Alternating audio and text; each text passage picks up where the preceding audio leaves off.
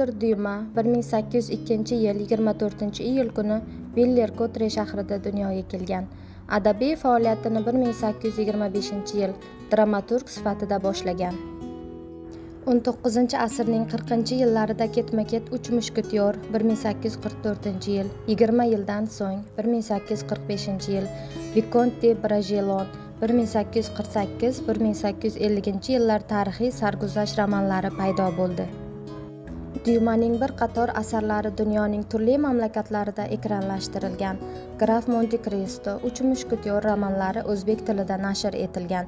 Nel minorasi pyesasi Ajal minorasi nomi bilan o'zbek tilida sahnalashtirilgan. Aleksandr Dyuma hayoti davomida 1200 dan oshiq asar yozgan. Aleksandr Dyumaning ko'p asarlari rus tilidan o'zbek tiliga tarjima qilingan. Mashhur Uch mushketyor romanini kim yozgan degan savolga har qanday maktab o'quvchisi Aleksandr Dyuma deb javob beradi.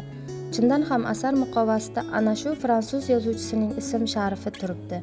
Biroq hayotligida unga o'zining kitob muallifi ekanligini isbotlash uchun pinhon hammualliflar bilan sudda ko'p tortishishga to'g'ri kelgan. Xo'sh, asarni aslida kim yozgan? Jahon adabiyoti tarixchilarining fikricha, turli davrlarda yollanma yozuvchilardan foydalanganlikda Charles Dickens, Jules Verne va William Shekspir gumon qilingan. Ammo eng mashhur adabiy quldor Aleksandr Dyuma hisoblanadi. Rasman uning qalamiga mansub Uch mushketyor, Graf Monte Cristo, Grafina de Monero va boshqa juda ko'p mashhur asarlar nashr qilingan.